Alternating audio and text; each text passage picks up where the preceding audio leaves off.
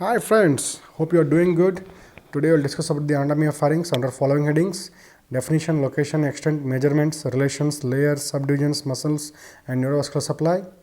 It is defined as the conical fibromuscular tube located behind the nasal, oral, and laryngeal cavity, extends from the base of skull to the lower border of C6, 12 to 14 centimeter in length, highest width at the upper part 3.5 centimeter, and narrowest width is at the C6 1.5 centimeter.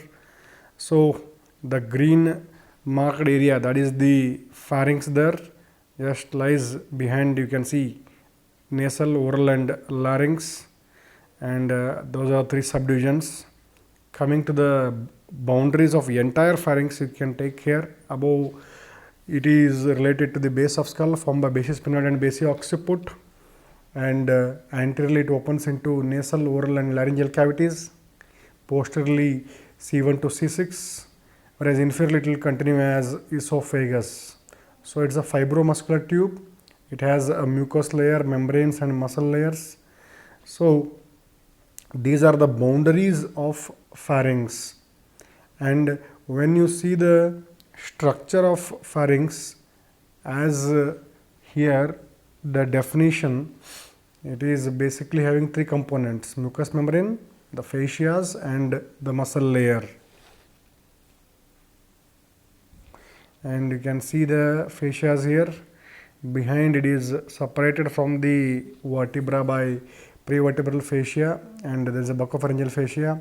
Space between those two fascia is called as retropharyngeal space, and it is derived from the foregut during the development. That's why it has four layers: mucosal layer, submucous layer, muscular layer, and adventitia. The mucous layer is having a different lining epithelium. Most of it is lined by stratified squamous, except in the nasopharynx, where it is lined by serrated columnar. Submucosa will modify as pharyngeal appearances. We call it as pharyngobasal fascia. Whereas muscular layer has external circular and inner longitudinal layer, and the epimysium of the muscle will modify as buccopharyngeal fascia. Coming to the subdivisions, before that we will see the boundaries here. Extent, what is the extent here? Lower border of the C6 below and above the base of skull. And when you try to see the boundaries, here we have isolated here. You can see the mucosa there and muscular layer. So it's simply defined as a fibromuscular tube. You can see anteriorly it opens, posteriorly it is continuous, anteriorly it is interrupted. First it opens into nasal cavity, next into oral cavity, and next into laryngeal cavity. You can see there. Now when you try to see, so when you go from above in the lateral side, here you can see nasal cavity, oral cavity, and laryngeal cavity, how it is opening there. Laterally it is related to the muscles, the carotid sheath, paravertebral muscles, posteriorly to the spaces, retropharyngeal space, and here you can see nasal cavity, oral cavity, and below it opens into laryngeal cavity. So larynx lies in front and below the pharynx, that you should remember. And above the base of skull, basi occiput and basi sphenoid, and posteriorly the 6 vertebra related, C1 to C6 vertebra, and below it will continue as esophagus. What you are seeing here is, that is trachea, continuation of larynx, the tube-like structure, whereas the pharynx will continue as esophagus. Simply remember, it contains mucous membrane, the fascias, and muscles. That's why it is defined as fibromuscular tube. You can see the openings there, and you can see the reddish demarcated area. It denotes the attachment of pharynx to the base of skull via pharyngobasilar fascia. You can see the auditory tube also there, cartilaginous part of auditory tube. So that red line indicates the attachment, and this is the widest part of the pharynx. So pharynx measures around 3.5 centimeter here, and is divided into three parts by the cavities into which it opens. On the left side you can see nasal cavity, oral cavity and laryngeal cavity. So nasopharynx, oropharynx and laryngopharynx. Nasopharynx from the base of skull to pharyngeal isthmus to upper part of the hyoid bone, that is oropharynx, and below hyoid bone to C6, lower border of C6 or cricoid cartilage is laryngopharynx. First the nasopharynx, uppermost part, and lies behind the nasal cavity, extends from base of skull to the pharyngeal isthmus, lined by respiratory epithelium. Anterior opens into nasal cavity. Roof and posterior wall are slopy, formed by base of skull and anterior arch of atlas, and below it opens into the oropharynx via pharyngeal isthmus, and laterally related to the this lateral wall of the pharynx where the eustachian tube opens, and also related to the muscle layer, paravertebral muscles, carotid sheath, starred process. You can see there, and you can remember this is the nasopharynx. Behind the nasal cavity, the choana opens there. Nasal cavity extends from the anterior nearest to posterior choana, and in the lateral wall you will see the opening of eustachian tube, half inch behind the inferior turbinate of the nose, and you will see the tubal elevation below this, above and behind the opening of tube, and behind this tubal elevation you will see fossa of Rosenmuller. That's a common site of carcinoma, and along the roof and posterior wall you will see pharyngeal tonsil, or also called as the, if it is enlarged it is called as adenoid. And you can see on the either side of the tubal opening you will see salpingo palatine fold there. You can see salpingopharyngeal fold and salpingopalatine fold. And when you see the nasopharynx from the posterior endoscopy image, it shows this opening of auditory tube, tubal elevation, soft palate, adenoids, or you can say nasopharyngeal tonsil, and terminates of the nose and nasal septum. You can see choana, the pink colored opening is the choana with the terminates. So it opens into nasal cavity and below into oropharynx, and the parts here what you see in the roof and posterior wall you will see nasopharyngeal tonsil, and around the opening of the auditory tube you will see tubal tonsil, and sometimes there will be a rat-cage pouch, a reminiscent of buccal mucosal invasion, and sometimes you will see a nasopharyngeal bursa, which is a epithelial lined median recess within the tonsillar mass. And you can see the space behind the tubal elevation is called as sinus of Morgagni. It is a space between the skull and the superior constrictor that we will discuss. And structure passing through are late. Remember a late E, levator veli palatini, ascending palatal artery, tensor veli palati and effusion tube, passavant ridge. Some horizontal fibers of palatopharyngeus form the sphincter-like structure here, that is called as passavant ridge, which separates the nasopharynx from the oropharynx. That is the lateral wall. What you see, that is the superior constrictor. Just above the superior constrictor and the base of the skull, pharyngobasilar fascia is attaching there. That already we have seen the red colored area in the base of skull. That is the opening of auditory tube.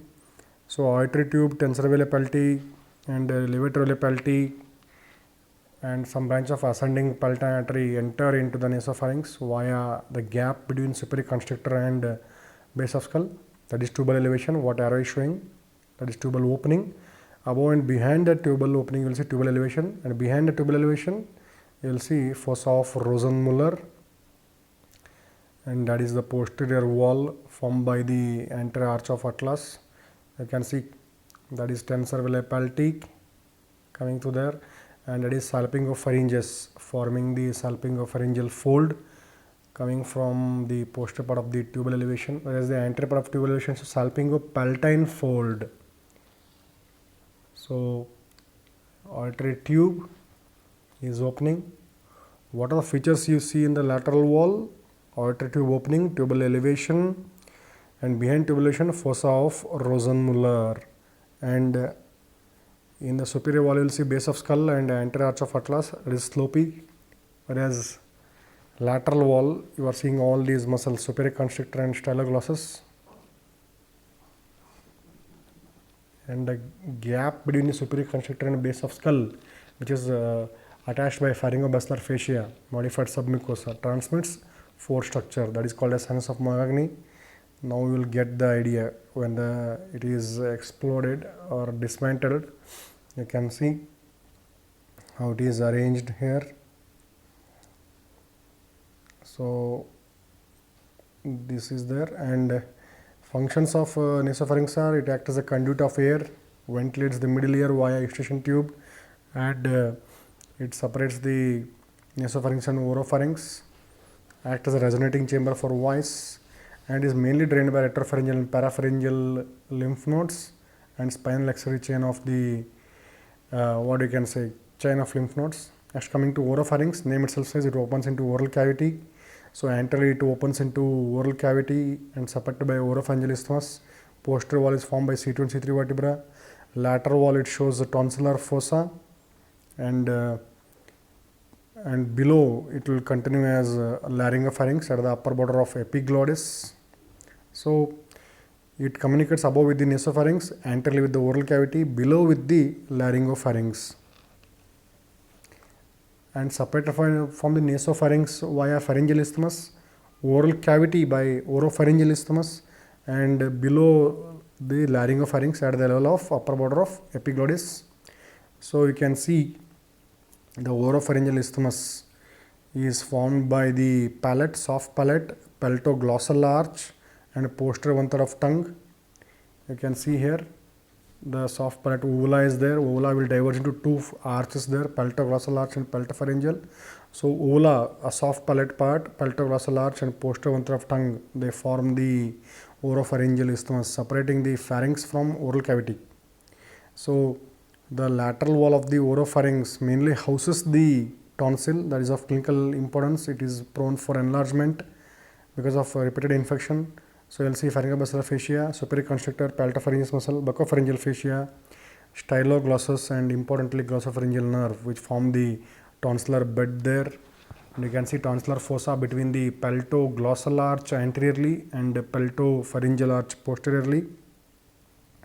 Anterior pillar is formed by peltoglossus, posterior by the peltopharyngeus, and space between them is occupied by tonsil, that is called as tonsillar fossa, triangular depression between peltoglossus and peltopharyngeus. So these oblique vertical opening separating the oropharynx from the oral cavity, you can see now. So anteriorly oral cavity separated by oropharyngeal isthmus formed by uvula. 3 P's you can remember. Uvula is a part of palate, soft palate, and peltoglossal arch and posterior one third of tongue. 3 P's form the oropharyngeal isthmus, whereas the pharyngeal isthmus, which is a horizontal constriction separating naso from oro, whereas this is the vertical oblique opening. You can see that is the green highlighted part is peltoglossus, and below it opens into laryngopharynx at the level of upper border of epiglottis. So naso, oro, and laryngo. Posteriorly, the oropharynx is related to the C2 and C3 vertebra, the body of C2 and C3 vertebra, separated by the retropharyngeal space. You can have the idea now. And in the lateral wall, it shows tonsillar fossa. Above opens into nasopharynx via pharyngeal isthmus. Passovens ridge is there. Horizontal fibers of peltopharyngeus. Remember that. So laterally tonsillar fossa between peltoglossus and peltopharyngeus, and remaining lateral wall is again a musculomembranous layer related to paravertebral muscles, carotid sheath and all. And you can see that is this is the laryngopharynx, what you are seeing below that at the level of upper border of epiglottis or body of hyoid bone. You can see there, that is the cartilage, epiglottis, and there is a laryngeal cartilage, and in just posterior one third of tongue behind that you will see vallecula between the epiglottis and tongue, vallecula, and this is the lateral wall of the oropharynx. So the arrow is showing the oropharyngeal isthmus there, and as you see, oropharyngeal isthmus formed by 3 P's: palate, peltoglossus, and posterior one third of tongue.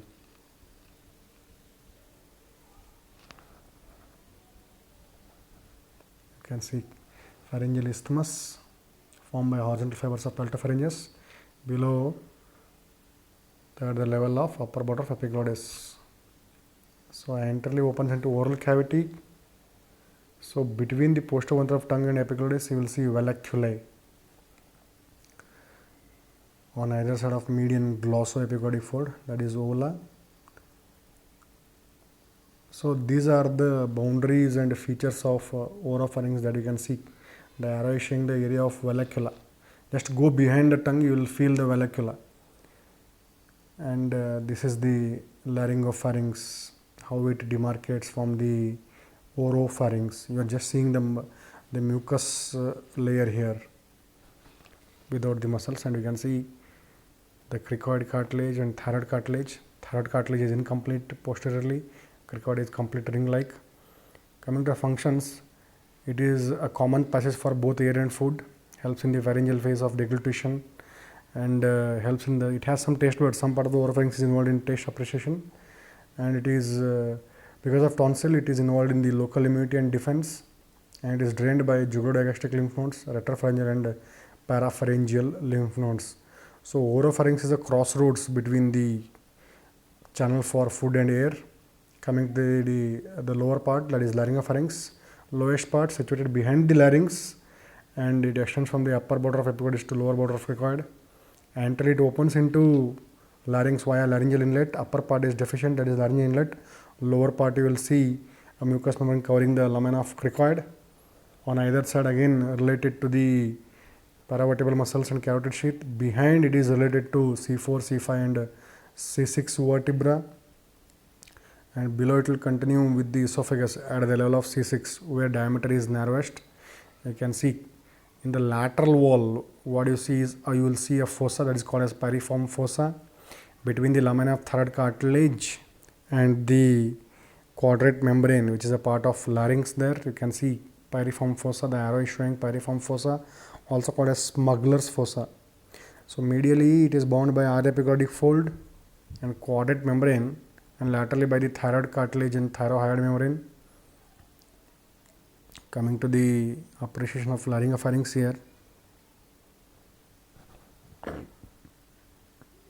you will see we have isolated the laryngopharynx here as at the level of upper border of epiglottis and below the lower border of cricoid cartilage or C6.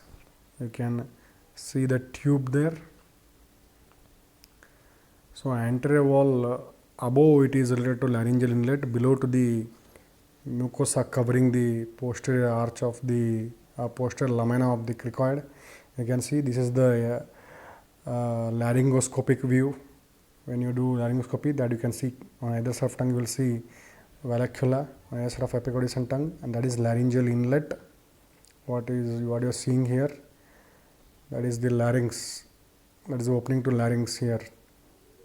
That is laryngeal inlet formed by the upper end of epiglottis on either side. That is laryngopharynx behind. So behind that you are seeing the laryngopharynx. You are seeing from above. This is the laryngoscopic view, and on either side you are seeing pyriform fossa. If you zoom here, you will get the idea. So you can see pyriform fossa is there between the laryngeal wall and this thyroid lamina, of course covered by mucosa. That is pyriform fossa, also called as smuggler's fossa. And you can see laryngeal inlet here. It is formed by the upper end of epiglottis. You can see the epiglottis here, leaf-shaped cartilage. And here you will notice this is quadrate membrane of the larynx. What is that? You will see in the larynx part. You can see arachnoid cartilage, R epiglottic fold, and upper end of epiglottis. They form the laryngeal inlet. So here that is upper end of epiglottis, R epiglottic fold, and behind arachnoid cartilage, and just behind that you are seeing, yes, that is laryngopharynx. So anterior wall in the upper part has laryngeal inlet, in the lower part has the mucosa covering the posterior arch of cricoid cartilage. You can see now when you separate them, you will see like this. Yes, pyriform fossa is there between the quadrate membrane and thyrohyoid membrane. You can have, this is the laryngopharynx, and posteriorly it is related to C4, C5 and C6, separated by retropharyngeal space. And when you add the muscle, you can see superior is surrounding the naso, middle is surrounding the oro, and inferior constrictor is surrounding the laryngopharynx. So 3 constrictor will be there. Coming to the functions, again it is a common pathway for food and air, helps in deglutition and act as a coordinator between the contraction of pharyngeal muscles and cricopharyngeal sphincter involved in deglutition, and it is drained by the parapharyngeal lymph nodes and finally drained to deep cervical lymph nodes. So this pyriform sinus is there. So it is a site of high frequency for nodal metastasis in carcinoma. It is richly drained by lymphatics. Coming to the muscle layer, so it has an inner circular layer and inner longitudinal and outer circular layer. So inner circular muscle, outer circular muscles, what you see, origin is situated anteriorly and all the muscles pass backwards and attach along the anterior median raphe. You can see here the median raphe, superior and middle and inferior constrictor. So from above downwards, you will see, as you go from above downwards, the upper muscle is overlapped by the lower muscle, superior is overlapped by middle is overlapped by inferior, and the superior is connected to skull by pharyngobastar fascia. So on the extreme left you are seeing lateral view, in the middle you are seeing posterior view, and in the right you are seeing sectional view.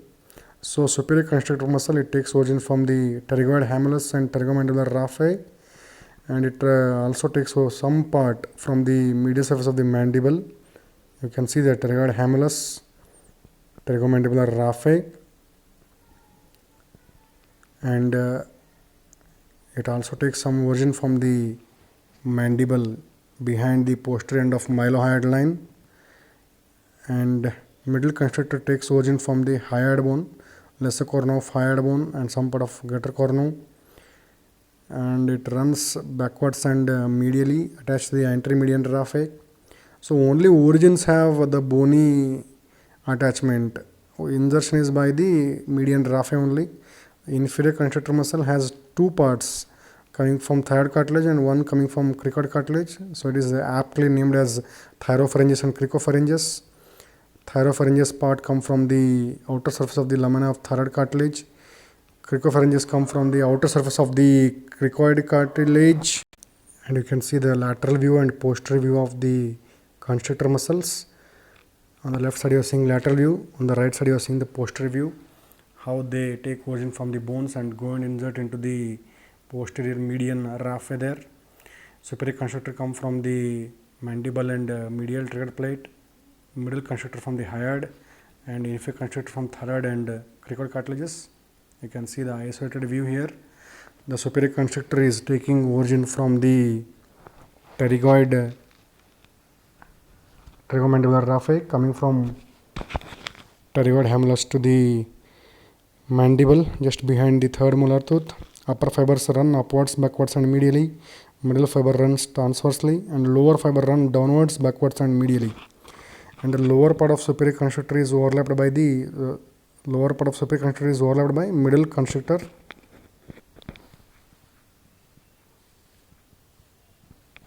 You can see there, middle constrictor is overlapping that, and middle constrictor itself is taking origin from the lesser cornu of hyoid bone and upper part of some part of this greater cornu of hyoid bone, and how it runs upwards, backwards, medially and transversely, and downwards, backwards and medially, inserting into the median raphe there, and it itself is overlapped by this inferior constrictor. So glass in a glass like that. You are keeping one glass in one glass and that both glass in one other glass like that. So inferior constrictor has two parts. Thyropharyngeus coming from the thyroid cartilage, cricopharyngeus coming from the outer surface of the anterior arch of cricoid, you can see, and cricopharyngeus and thyropharyngeus together they form inferior constrictor, which overlaps the lower part of middle constrictor, and sometimes there will be a gap between the crico and thyro. That natural dehiscence is called as Killian's dehiscence. That will see how you can see superior is overlapped by middle, middle is overlapped by inferior constrictor. So these are the three constrictor muscle which help in deglutition, and constricting movement of the pharynx, superior, middle and inferior. As you can see there, when you separate you will see all their origins and attachments here: mandible, hyoid, pterygomandibular raphe, thyroid and cricoid. You can see this is superior, middle and inferior. That is pterygomandibular raphe, superior, middle and inferior constrictor, hyoid bone, and you can see thyroid cartilage and cricoid cartilage. So Killian's dehiscence is a potential gap between the oblique fibers of thyropharyngeus and horizontal fibers of cricopharyngeus. So at the site of herniation, sometimes there will be a diverticulum called as Junker's diverticulum, where patient comes with the regurgitation of food which he had engulfed or eaten 3 to 4 days back. Junker's diverticulum, typical history of regurgitation of 3 to 4 old days food, and the green area shows there the Killian's dehiscence, natural gap between the two layers of a muscle. And now coming to the structure passing between the skull and superior constrictor, that is late, remember, levator palpi, auditory tube, tensor veli palpi, and you can remember lata or late. Between superior constrictor and middle constrictor you will see stylopharyngeus and glossopharyngeal nerve. Between the middle and inferior you will see superior laryngeal vessels and internal laryngeal nerve. Between the inferior and esophagus you will see recurrent laryngeal nerve and inferior laryngeal vessels. So you can remember as late GS Siri. So you can remember structure passing to sinus of Marconi as late or lata. Lata means first one is levator veli palpi, then auditory tube, tensor veli palpi, then ascending palatine artery. You can see auditory tube there and other two muscles, that is superior constrictor. And between the superior and middle you can remember GS, glossopharyngeal nerve, and stylopharyngeus muscle.